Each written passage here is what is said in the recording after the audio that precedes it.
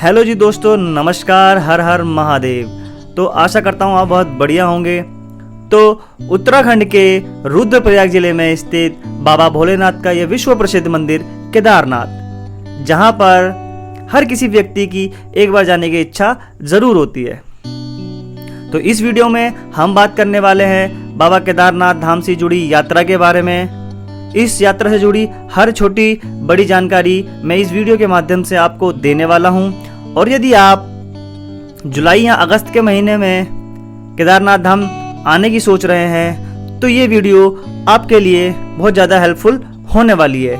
इस वीडियो में मैं आपको बताऊंगा कि आपके लिए एक परफेक्ट टूर प्लान क्या होना चाहिए, और इस वीडियो में हम बात करने वाले हैं कि ये यात्रा आप कम से कम बजट में कैसे कर सकते हैं। तो चलिए बढ़ते हैं वीडियो में आगे की ओर। और यदि आप इस चैनल पर नए हैं तो चैनल को सब्सक्राइब कर दीजिए, और वीडियो देख रहे हैं तो कमेंट्स में हर हर महादेव जरूर लिख के जाएं। तो सबसे पहले बात करते हैं कि यदि आप केदारनाथ धाम दर्शन करने के लिए आ रहे हैं तो आपको एक यात्रा पास की आवश्यकता होगी, जो कि उत्तराखंड टूरिज्म की वेबसाइट पर बनता है। और यदि आप किसी भी प्रकार से ऑनलाइन नहीं बना पाते हैं तो आप हरिद्वार या ऋषिकेश आकर भी अपना यात्रा पास ऑफलाइन के माध्यम से बनवा सकते हैं। यहाँ पर ऑफलाइन के लिए आपको रोडवेज के पास ही ऑफिस मिल जाएगा।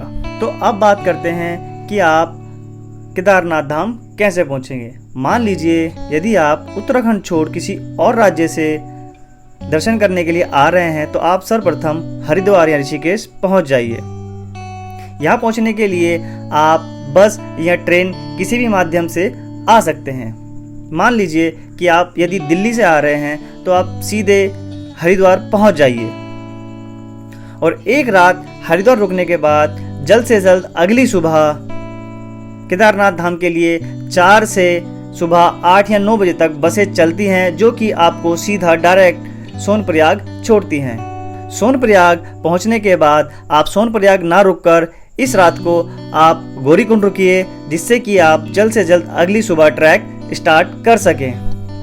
क्योंकि 22 किलोमीटर का ये ट्रैक पार करने के लिए आपको 10 से 12 घंटे का टाइम कम से कम लगेगा।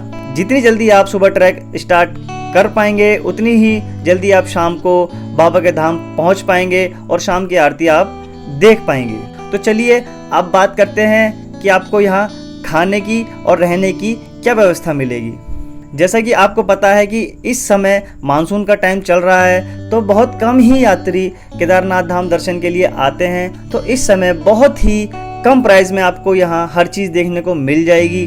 ट्रैक के रास्ते पर आपको चाय, मैगी और आलू पराठा के ऑप्शंस मिलते हैं, जिनके प्राइस आपको 20 रुपये की चाय, 40 रुपये की मैगी और 50-60 रुपये का पराठा, यही नॉर्मल प्राइस आपको देखने को मिलेंगे। और ऊपर केदारनाथ धाम में आपको थाली सिस्टम ही देखने को मिलेगा, जिसका नॉर्मल प्राइस 200 से 250 रुपये होता है, जिसमें कि आपको दाल चावल रोटी ही मिलती है।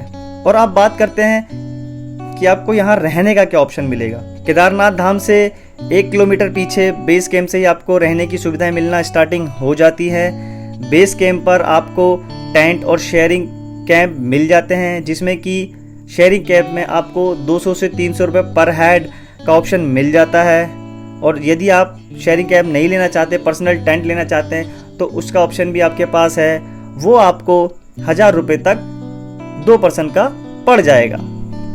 और यदि आप केदारनाथ धाम के पास रुकना चाहते हैं तो वहाँ पर आपको टेंट और रूम्स का ही ऑप्शन मिलेगा, जिसमें कि रूम्स के प्राइस 1000 से 2000 पर हेड, और टेंट का प्राइस आपको 1000 रुपये से 1500 रुपये तक पड़ सकता है, जिसमें कि आप टेंट में 2 से 3 लोग रह सकते हैं। और अब बात करते हैं कि जैसा कि आपको पता ही है मानसून का टाइम चल रहा है, तो आपको ट्रैक करते समय किन किन बातों का विशेष ध्यान रखना चाहिए। तो सर्वप्रथम आपके पास एक वाटरप्रूफ शूज़ होने चाहिए, क्योंकि उत्तराखंड ऐसा राज्य है यहाँ पर कभी भी वर्षा पड़ सकती है। मानसून का समय चल ही रहा है, तो आपके पास एक वाटरप्रूफ शूज़ होने चाहिए, वाटरप्रूफ जैकेट होने चाहिए, एक अच्छा सा रेनकोट होना चाहिए, एक छाता होना चाहिए, और आपके पास एक वाटर बोतल भी होनी चाहिए, क्योंकि ट्रैक करते समय पानी की कमी होती रहती है, तो बोतल होना बहुत ज़्यादा ज़रूरी है। और उसी के साथ साथ आपके पास कुछ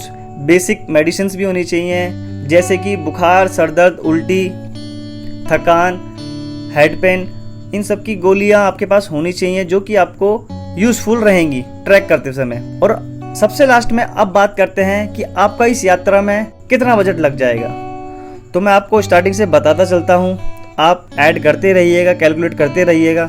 यदि आप मान लीजिए दिल्ली से केदारनाथ धाम दर्शन करने के लिए आ रहे हैं, तो दिल्ली से हरिद्वार तक का स्लीपर क्लास का टिकट आपको 300 से 400 रुपये का पड़ जाएगा। और इस रात आप हरिद्वार रुक भी सकते हैं, और यदि आप नहीं रुकना चाहते तो सीधे रेगुलर आगे जा सकते हैं। लेकिन ये थोड़ा रिस्की रहेगा, आप हरिद्वार रुकिए, एक रात हरिद्वार रुकने के बाद अगली सुबह ही आगे के लिए बढ़िए। हरिद्वार में आपको होम स्टे और होटल्स बहुत इजीली अवेलेबल हो जाएंगे। होम स्टे आपको 200 से 300 रुपये और पर्सनल रूम 500 से 600 रुपये में इजीली मिल जाएगा। और अगली सुबह बस पकड़िए और सीधे सोनप्रयाग उतरिए। बस का टिकट आपको रोडवेज का 500 से 600 रुपये और शेयरिंग टैक्सी का आपको 1000 से 1200 रुपये, और प्राइवेट बस का ऑप्शन भी है जिसमें कि 1000 से 1200 रुपये का ही चार्ज पड़ता है। तो जैसा आपको कंफर्टेबल लगे आप वैसा ले सकते हैं। मेरे अकॉर्डिंग तो आप सुबह सुबह जल्दी ही रोडवेज बस ले लें, जिससे कि आप शाम को जल्द से जल्द सोनप्रयाग पहुंच जाएं। और इस रात आप सोनप्रयाग ना रुक के गौरीकुंड रुकिए। यहाँ पर भी आपको अच्छे ऑप्शन रहने के लिए मिल जाते हैं। यहाँ पर आपको टेंट नहीं मिलेंगे, यहाँ पर आपको डॉर्मेट्रीज मिलेंगे और रूम्स मिलेंगे, जहाँ पर कि डॉर्मेट्री का ऑप्शन आपको 800 से 1000 रुपये और पर्सनल रूम 2 से 2500 रुपये का पड़ सकता है। और सुबह जल्द से जल्द ट्रैक स्टार्ट करिए और शाम तक जल्द से जल्द बाबा के धाम पहुँच जाइए, जिससे कि आप जल्द से जल्द बाबा की आरती का आनंद ले सकें। और केदारनाथ धाम में ही मैंने आपको स्टार्टिंग में बता ही दिया था कि टेंट का प्राइस 1000 से 1500 रुपये और रूम का 1000 से 2000 रुपये पर हेड पड़ सकता है। अभी तक टोटली हम लोग 3 से 3.5 के बजट पे ही पहुंचे हैं, जिसमें कि आप खाना भी आराम से खा सकते हैं। तो यही बजट है, आप 3.5 से 4000 रुपये तक इस यात्रा को एक बंदा आराम से कर सकता है। और सबसे लास्ट में आपको एक इन्फॉर्मेशन और दे देता हूँ कि यदि आप खाना होटल में नहीं खाना चाहते तो आपको भंडारे का ऑप्शन भी मिल जाता है, जहाँ पर कि फ्री खाना मिलता है। तो आप भंडारे का आनंद भी ले सकते हैं, जैसा आपको ठीक लगे। उम्मीद करता हूँ ये वीडियो आपको पसंद आई होगी। और यदि आपका कोई मित्र या रिलेटिव केदारनाथ धाम दर्शन के लिए जा रहा है तो उसको ये वीडियो ज़रूर शेयर कर दे, जिससे कि उसकी बहुत ज़्यादा हेल्प हो सके। तो चलिए मिलते हैं अगली वीडियो में। धन्यवाद।